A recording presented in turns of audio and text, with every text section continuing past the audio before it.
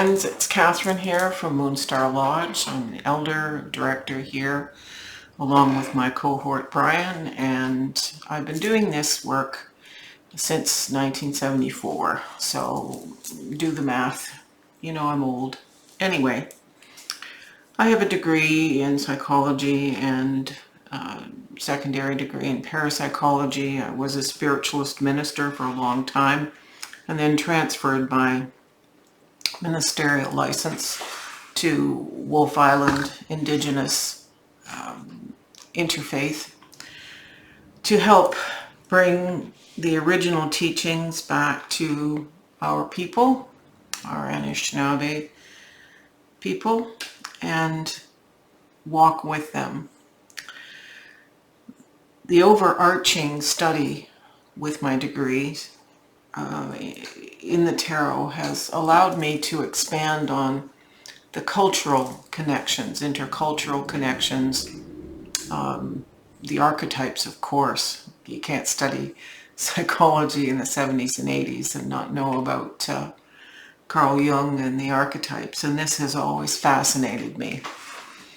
So I bring the tarot into my practice because it's a way of allowing the cards to guide my higher self rather than my own beliefs and biases and nuances of self. So this particular reading, before I get into it, is about the blue moon on the 22nd of August. That's the full moon. The blue moon in this instance is defined as the third or fourth full moon in a season, and of course we're still in the summer, and it's definitely a blue moon. My spirit name is in reference to that. It's Kathryn Majakwadong Anande Dibitkisis, which means Kateri or Kathryn, sapphire moon. And I've always been aware that it references the deep psychic capacities that I've had and were acknowledged by my community since I was very small. So I take the incredible rare opportunity of a blue moon like this to connect. And the reading today, while it has nuances of being almost disparaging, not to influence you negatively, it's really about perspective. So we're still in the grandmother of setting sun woman in the 9th moon cycle. She goes full on at 8:01 a.m. on the 22nd, and we don't see the new moon until September 6th. So we still have quite a ways in this particular moon cycle yet. And just to remind you that setting sun woman is the keeper of tomorrow's dreams and goals, the guardian of the needs of the next 7 generations, the mother of the proper use of will, the will to live, will to survive, willpower, the keeper of Mother Earth's resources, and the guardian of preservation, because we are going into fall and harvesting. And to that end, as summer is winding down and people are starting to panic and say, is that all there is? I haven't got everything done and it's going by so quickly. Let's take a look at this blue moon reading. So I've pulled out the Moonchild cards, the Star Child cards, and they're both by the same author, and they're both tarots.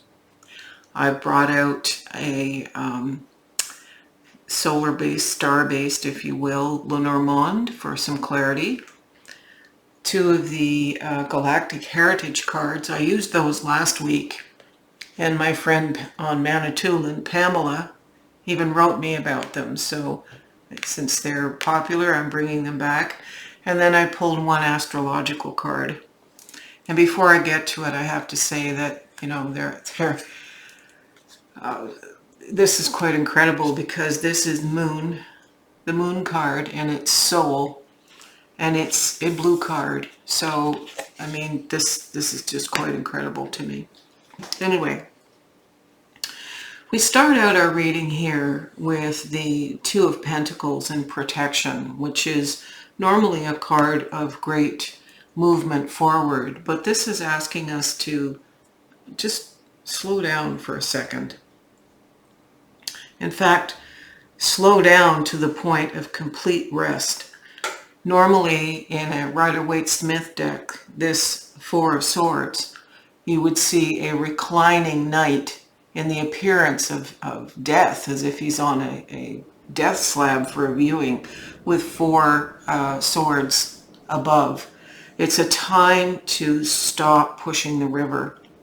So what you think you're manifesting and the idea of moving forward, this is an earth card. This is very much about things you're trying to accomplish in this life. Whereas this is a card of the mind and saying, whoa, stop, stop, just stop. And we have the Six of Wands here, also in reverse. It's about a recalculation. I think of my particular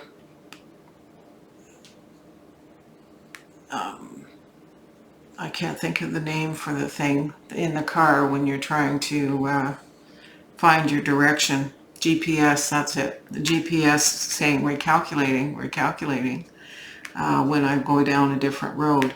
This is very much a time to recalculate, step back, and reassess again. We're looking at wands. So this is a fire card. This is a card of plans, big things we're looking to do.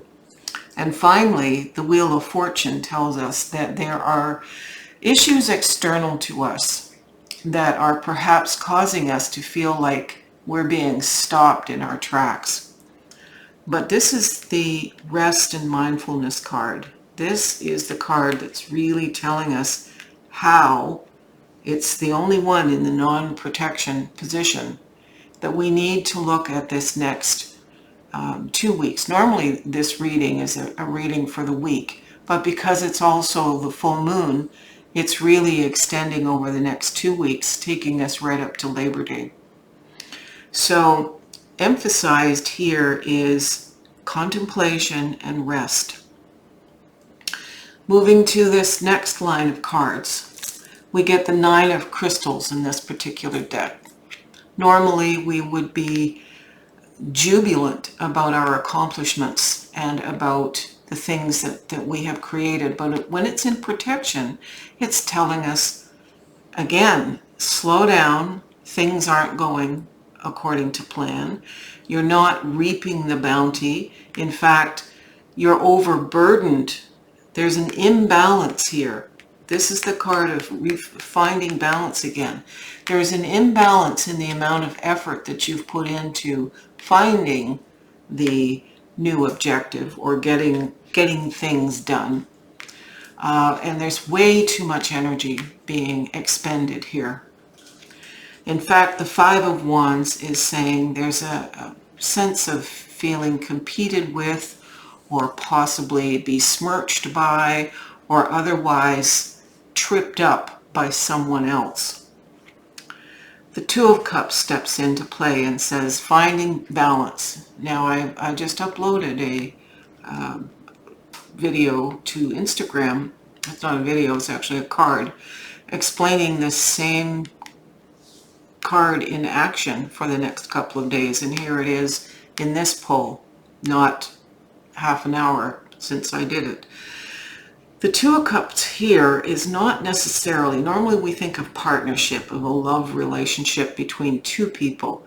But in this instance, the other cards are telling me this is about getting ourself in alignment, our yin and yang, our light and our shadow. We have to be in a completeness, a sense of not fighting with ourselves, being definitely mindful.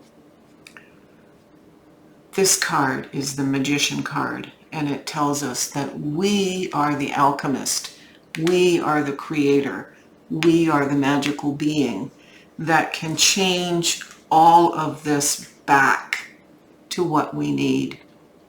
Now, interestingly, when I come to this card, it's basically the hand of fate is the same as the wheel of fortune. Here, Lenormand is always read upright, and it is the sun card with it. So they're clarifying each other. Whatever circumstances in the beginning of this 2-week cycle seem to be pushing against you or pushing against all these things you're trying to accomplish in your life and in the world, now these cards are saying by the end of this 2-week cycle, that is come full circle. It's rebalanced itself. The wheel has swung the other way. Maybe not full circle, but it has swung the other way. I pulled these two cards, and they're both cards of the planet Sirius. This first card here says embracing transition. And the key word here under Sirius is being present. This very much is in alignment with this card. Stepping back, assessing, evaluating. This particular deck goes farther. It reminds us that we have allies in spirit, and we always think of Source. Source as perhaps God, the great mystery, the creator, the all that is. Whatever you have as a name for that consciousness that permeates everything. Know that these beings, who are very ancient beings, are also part of that. So this card has come up to say that these particular Syrians are helping us. Perhaps this is who you can connect with when you're contemplating how to course correct. This is all about course correcting. The more frustrated we become when we have to course correct, the more we are out of mindfulness. The other card that came, now this deck has many cards in it. This one is card 95. It's also a card of the planet Sirius. The only way, and this is about way showing, the only way, the qualifier being future, is to stay present now and to be in this place. Not to be worried about who's working against us, not to be worried about these external forces, but simply rowing your own boat, staying in your own lane and not worrying about anybody else. Which brings us to this moon card. The moon is our soul. It says, it's even that is even clarified here on the card. It is our soul, and we can be deceived when we are in balance, not in balance. We can be deceived by intrusive thoughts. We can be deceived by going off the rails with alcohol or other recreationals. We can't just stumble through life like a rhino in a jewelry store. We have to really come back to being present and being mindful. This is the key for this success. We can't formulate a plan as a magician. We can't make magic. We could make poison if we're not careful and mindful. The way of right relationship is our connection with the moon, and this blue moon is the key to this whole reading. We're putting it up a day and a half early just so that you have time to contemplate. Full moons are about letting go of that which isn't serving your journey.